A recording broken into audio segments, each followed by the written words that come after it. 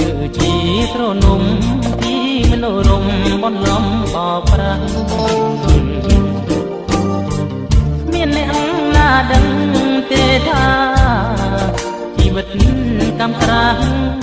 សូទ្រាំកាត់ខ្មាំងនៅក្នុងភ្លើង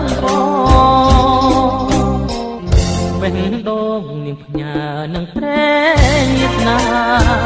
ថាមានអ្នកណាបងប្រាថ្នាយកធ្វើជាទូ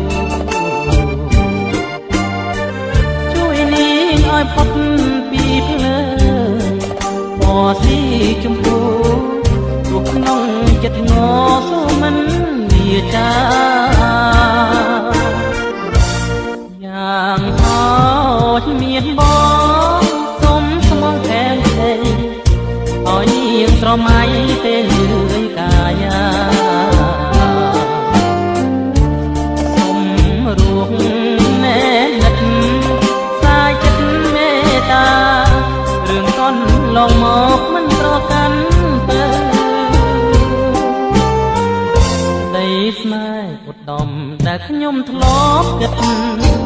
ស្នេហ៍ចេញពីចិត្តស្នេហ៍នេះពិតជាស្នេហ៍ត្រឹមត្រូវ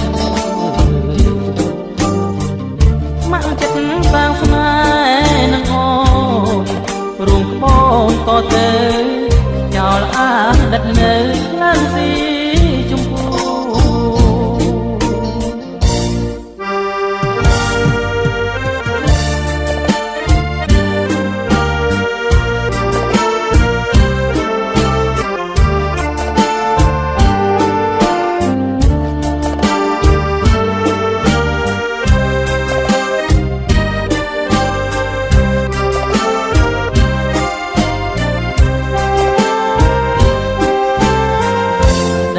ស្នេហ៍ឧត្តមដែលខ្ញុំធ្លាប់គិតស្នេហ៍ចេញពីចិត្តស្នេហ៍នេះពិត